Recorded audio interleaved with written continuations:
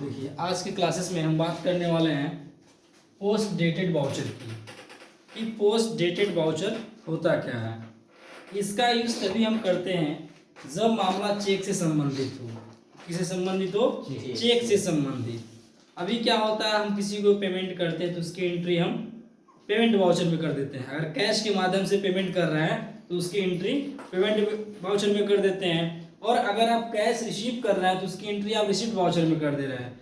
लेकिन आप suppose that किसी को पेमेंट किए हैं, ठीक है, किसी को आपने पेमेंट किया, लेकिन वो पेमेंट आप कैश ना करके चेक के रूप में दिया है। तो सपोज दैट अभी आपके अकाउंट में 2 लाख रुपए हैं, 2 लाख रुपए हैं, ये रहा 2 लाख रुपए, और आपने 20,000 रुपए का किसी को चेक काट के दे दिया है। अभी आपने क्या किया है, 20,000 रुपये किसी को आपने चेक के रूप में दे दिया है, लेकिन अभी यहाँ पे 2 लाख रुपए ही आपके अकाउंट में दिखाएगा। कब तक ये 2 लाख रुपए दिखाएगा? जब तक कि वो जो चेक है कैश के रूप में कन्वर्ट ना हो जाए। जैसे वो चेक जो होता है कैश के रूप में कन्वर्ट हो जाएगा, कैश के रूप में बन जाएगा, तो ये आपका अकाउंट हो जाएगा 1,80,000 रुपये।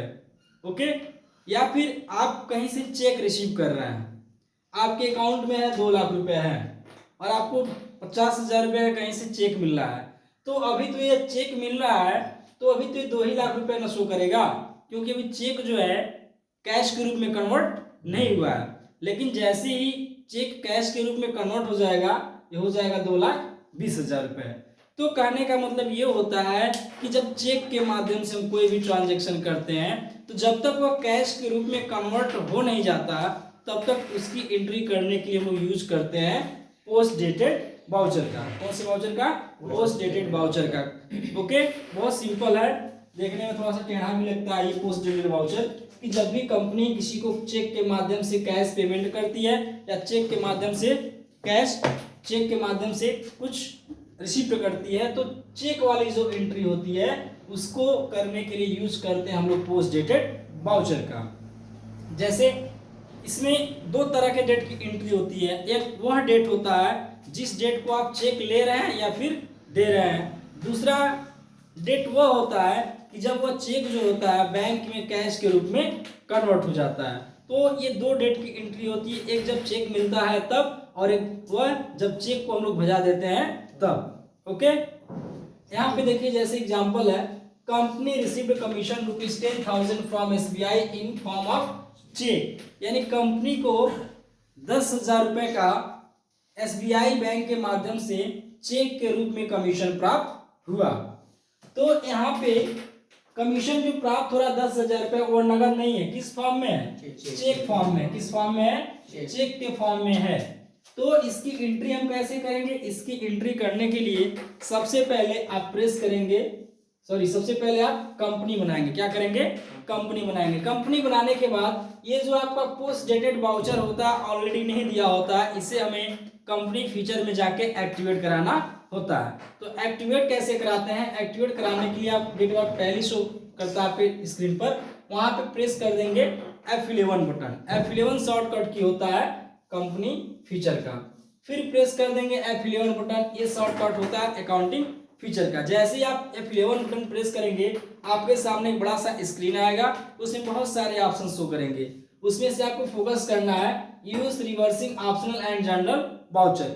ये बाय डिफॉल्ट नो होता है, इसको हम क्या कराएंगे?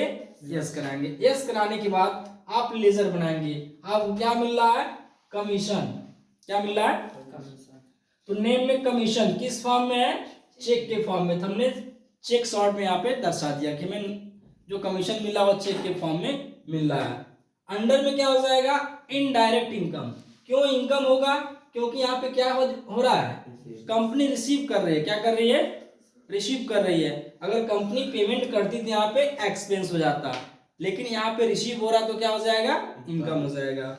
और एक दूसरा लेजर बनाएंगे SBI का। चेक किस बैंक का है? SBI। तो नेम में SBI, अंडर में बैंक अकाउंट।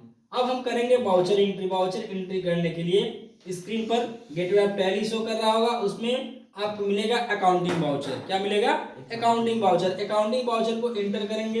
एंटर करने के बाद आप प्रेस करेंगे कीबोर्ड से F6 बटन। किसके लिए? रिसिप्ट वाउचर के लिए आपके सामने रिसिप्ट वाउचर खुल के आ जाएगा।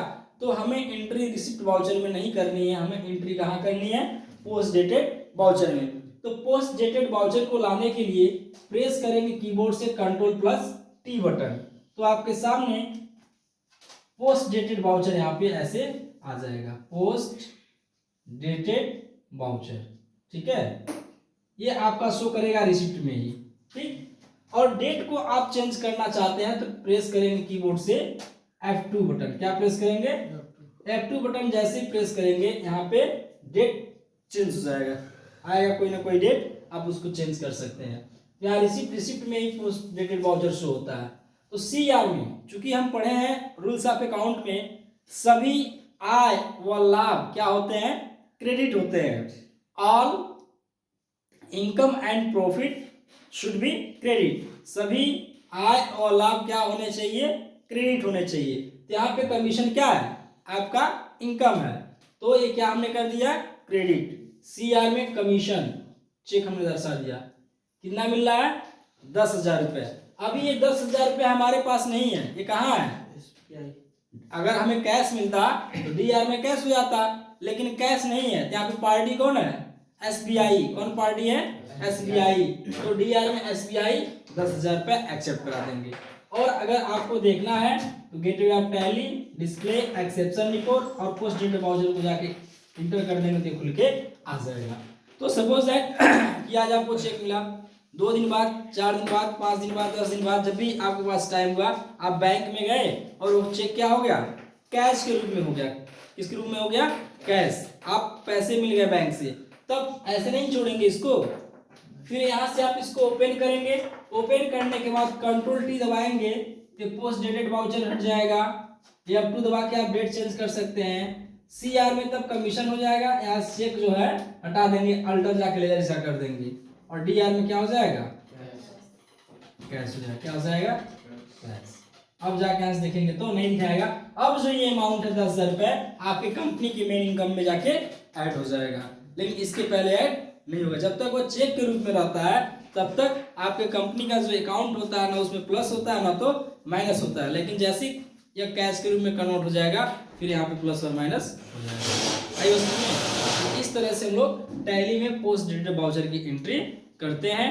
ओके, जब भी आपको चेक रिसीव होता है या फिर जब भी आपको चेक पेमेंट करना होता है, तो चेक रिसीव कर रहे हैं चाहे पेमेंट कर रहे हैं, वो फ्यूचर के लिए होता है। क्या होता है, फ्यूचर में आप उसको जो है कहीं भी किसी बैंक में भजा के आप ले सकते हैं या फिर किसी को दे सकते हैं। तो जब भी चेक का मामला हो तो उसकी एंट्री करने के लिए हम लोग यूज करेंगे post dated voucher. Okay, I hope समझ में आया होगा आप लोग को।